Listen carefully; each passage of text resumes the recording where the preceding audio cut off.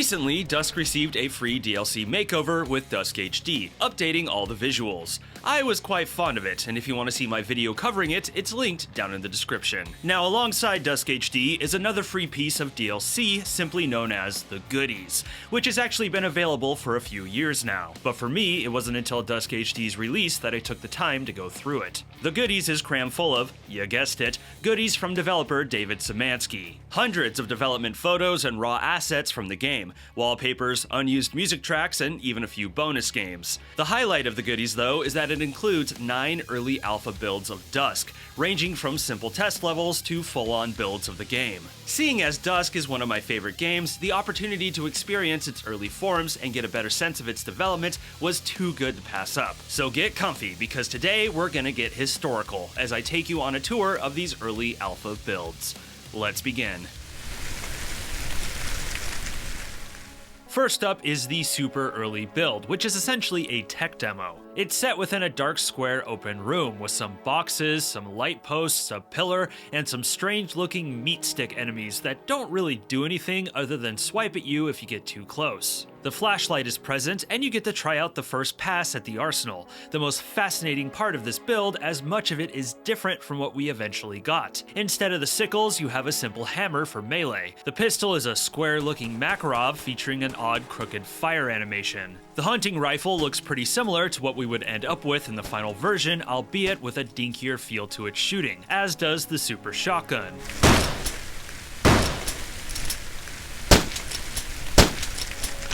The Riveter is a lot slimmer and has a slower rate of fire.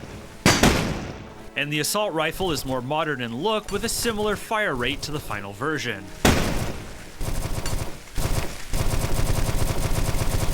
A standout is the chainsaw, which obviously did not live to DUSK 1.0. It behaves in the nasty way you would hope for and is quite fun. Finally, there's the buzzsaw that can jib enemies in one toss. Now, while this didn't make it into the final, we of course would have the ability to pick up loose saw blades and toss them in a similar way. While this is an early tech demo, the foundation of DUSK's mechanics are here. The movement is a little on the fast side, but is in line with what we received in the final, except with a harsh camera jerk when you land from jumping. Something many of these early builds suffer from. And the weapons and weapon feel, while early, are on the right track. Going hand in hand with this is the frame rate test. The frame rate test is an iteration on the super early build. The arena is a little brighter and the enemies now attack you. There's health packs in case you take damage, however you can't die. I tried. And there's a bed. Unfortunately, it does not give you morale. A cool thing is that you can dual wield the Makarov. Not quite the same feel as the dual pistols, but certainly in line with them. Another thing is that there is no crosshair, but holding down E lets you zoom in and the crosshair appears. Seems like a little experimentation with the aiming system.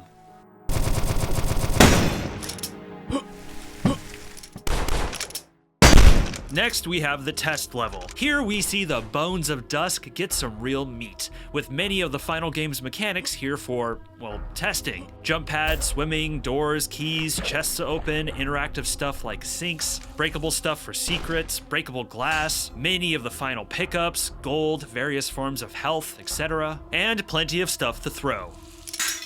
There's also a few enemies to fight, the weird meat stick from the early build and an early version of the soldier. In terms of weapons, the proper pistols make an appearance, as well as the sword, minus the magical charge attack. Another inclusion is the totem, a little triangle of death that shoots rapid magic. I'm guessing this is an early version of what would be the Dark Claw that would eventually make it into DUSK HD. A funny thing is that the flashlight is limited, turning off after a short period of time. Not too dissimilar from Half-Life's flashlight. Thank goodness this was cut because it's kind of annoying. Next up is the Alpha build, which is presented as an endless arena, which I assume was for testing out the weapons. We have a simple, large, rectangular floor where enemies keep spawning in, with a small version of the Guardian hanging out, although he doesn't do anything. What's interesting is that there's a few enemies in this build that didn't make it into the final game, a headless variant of the Soldier, and flying heads that aren't too dissimilar from Doom's Lost Souls. My guess is that the heads were meant to come off of the soldiers, with their headless bodies still able to attack you. If that was the case, it would have been a solid concept for an enemy. I'm curious why they got the axe. Besides that, what stands out about this build is most of the final DUSK arsenal is here, with the sickles being the only absence. And the shotgun is different, a pump action instead of a lever action, although the fire rate is identical to the final form.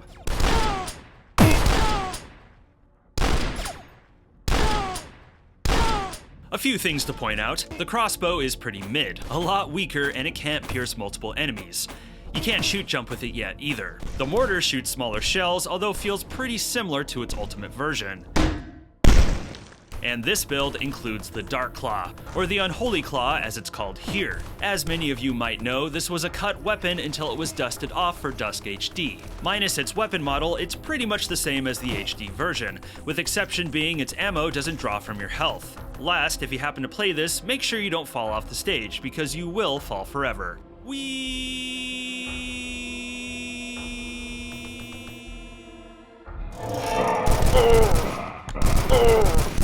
Up now is the E3 2016 demo, which, as the name implies, was created for a private showing during the late gaming event, although apparently it was never shown. Rest in peace, E3. I'll miss your hype, but not your lines. In this demo, we have a visually rough but otherwise fully realized level, complete with key-locked doors, enemy ambushes, and secrets.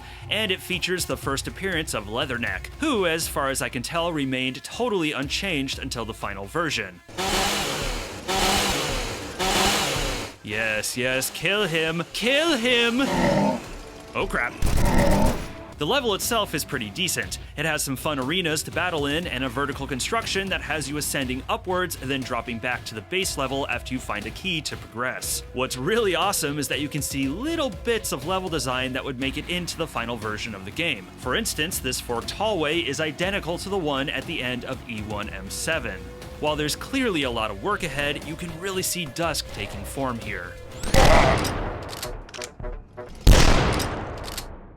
Next up is the early pre-alpha build, where DUSK really starts looking like DUSK. This was put together for Quakecon and is what I would deem a vertical slice of the game. All of the final mechanics are in place, as well as most of the final weapons, with the sickles making an appearance. There's still a pretty harsh camera jerk when you land from a jump, but otherwise gameplay is feeling mighty polished. For enemies, we have the final soldiers, and the introduction of the mages and scarecrows, behaving as they would in the final game. The build starts in an early version of the basement opening, although the room is totally different, broken up by large pillars, and there's 4 leathernecks instead of 3. There is a secret super shotgun in the room though, which is pretty sick. From there, you traverse some underground tunnels that, for me, kind of vibed like a level from Wolfenstein 3D. What's cool, though, is that pieces of this section resemble the secret area from E1M1 in the final game. From there, you battle enemies in an open field and through some forest tunnels, reaching a house that would be used in E1M7, eventually leading you into an elaborate underground area with a deep, turning staircase and a lava pit at its base. Geometry that, once again, would make it into the final game, specifically E3M8. In all, this is a solid level. Honestly, kinda feels like Dave took 3 good set pieces he was working on and loosely connected them with a forest zone, which does feel a tad slapped together. Some funky bugs too if you look hard enough. But it's a good demonstration of what was to come, and while I wasn't there personally, I have to imagine this impressed some Quakecon attendees.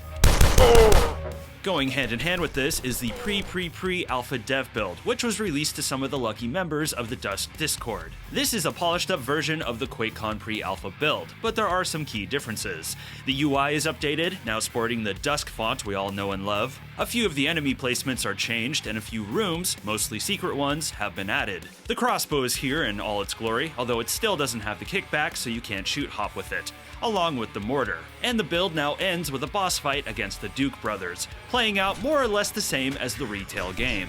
But the big thing to point out is that there's music, some early tracks from composer Andrew Holschult.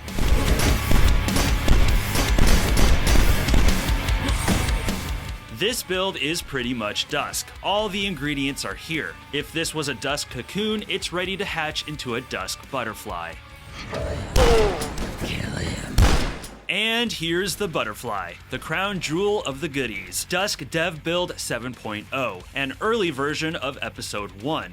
Well, most of it. The Cuddy Mine level is sadly missing, as well as the final boss level, Creations. As a matter of fact, all the boss fights are absent. No Duke Brothers or Intoxicator. I'm not sure if these levels and bosses had yet to be created or were in progress and yet to be implemented. I should also note the order of these levels is slightly different too, but otherwise, this is a whole rough build of Ep 1. Now, majority of this build's levels are pretty close to what we got in the final version, with minor differences and differing states of finish. For example, E1M2 is basically the same with exception of some different enemy placements, slightly different geometry in parts, and some missing assets like the barn tractor and the signpost with the dead soldier. Ghost Town is another good example. It's pretty sparse in terms of graphical detail, but the basics of it are here, with minor variations. That all being said, there are some levels in this build with differences I think are pretty fascinating. Let's take a peek. Beginning with the beginning, E1M1, the starting basement is totally different. While there are 3 leathernecks and a hidden pistol, like in the final, the room is more earthy, you could say, with a big stone pillar and way more junk on the floor. Past that, the basement is the same, secrets and all, although you can snag a rocket launcher now instead of a super shoddy. The lighting is slightly different too. The house on the ground level is the same, but the ruined barn is missing, making the level a bit smaller overall. Another thing to point out is that the soldiers are present, which is surprising considering they don't appear until the end of the episode in the final game. In fact, I didn't notice this until I was editing, but the goat enemies, Black Phillip, shout out to the witch, don't make an appearance in this build at all, and the soldiers are actually in their place. It makes me wonder if that particular enemy wasn't created until late in development.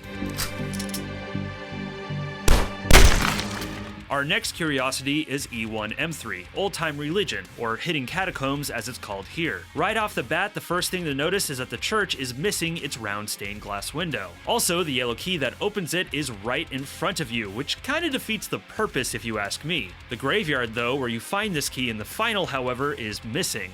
The hidden catacombs under the church remain the same, except you aren't attacked by a horde of rats, but rather a horde of soldiers. Although there's still one rat down there representing. And the secret cliffside with the blue key has yet to be built as well. Past that, much of the level is the same, except at the end, the Intoxicator fight is absent, which I mentioned before, but also the last mini-arena with the mages. The differences for this one aren't quite as dramatic, but like E1M1, this is a level I have played many times, so seeing this early take tickles me in all the nerdiest ways. The most dramatically different is E1M7, Dead of Night. The main thing that stands out about this early version is that it's massive. I mean, this was already a sizable level in the retail release, but here it's, I don't know, maybe close to double the size? Very rough guess there, folks. But believe me, it's big. The main set pieces of the level, like the house, silos, and cellar, are the same, just more spread out, with the cut content being a grain field infested with scarecrows and a spooky forest with a rusty engine chilling in it. I'm glad this level was ultimately shrunk down, because I'm not a fan of this version. It's just too big. It feels awkward to travel through and too empty. A neat thing though is that Dave was apparently experimenting with choice, or rather choice with more impact as compared to the final version. When you reach the cellar at the end, the forked hallway has a yellow key door and a blue key door, as opposed to just the blue key door in the final. Meaning, you can beat the level by only collecting one of these keys. The yellow key is at one end of the map in the forest, while the blue is on the opposite side in the house. It's a neat idea, as if he was trying to put 2 levels into one. On one playthrough, you can go one way, and on another, you can go the other and have a totally different experience. It doesn't really work though, because it's not clear you have the choice to begin with. And in a game that grades how many enemies you kill and secrets you find, most players are gonna roam the entire level anyway. So it makes sense why this was dropped and the level was compressed. Still though, it's fun to see how this map was iterated on and what concepts were experimented with during development. Before we wrap up, we have one more build to touch on, a prototype for a secret level that didn't make it into the game. As the name implies, the Bitter Coast takes place on a rainy, foggy coastline with steep cliffsides, a haunting mausoleum, and the remnants of a toxic waste dump. Conceptually, it's really cool. A Dusk level taking place on a spooky coastline is perfect for some great atmosphere. But the actual level is nothing to write home about. It's very short, consisting of one ambush that's on the basic side, and the ruined toxic waste dump is small and uninteresting. Now, Now, in all fairness, it was a work in progress, so who knows, maybe there was more planned for it before it got cut. But on the flip side, maybe it was a map that just wasn't working and was cut for that reason. But hey, it's still cool it's here, and with the DUSK SDK out, perhaps a creative DUSK fan will take this and flesh it out into a more substantial map. There you have it, the early alphas of DUSK. I hope you found these builds as fascinating as I did, and if you're still curious about them, remember, they are all available to play by downloading the Goodies DLC. What are your thoughts on these early alphas? Be sure to let me know down in the comments. If you dug the video, please remember to like, subscribe, share, and smack that bell. If you want to come say hi, my Discord is linked below, along with my affiliate links. I'm Kirk, and thank you for watching this video. Stay safe out there.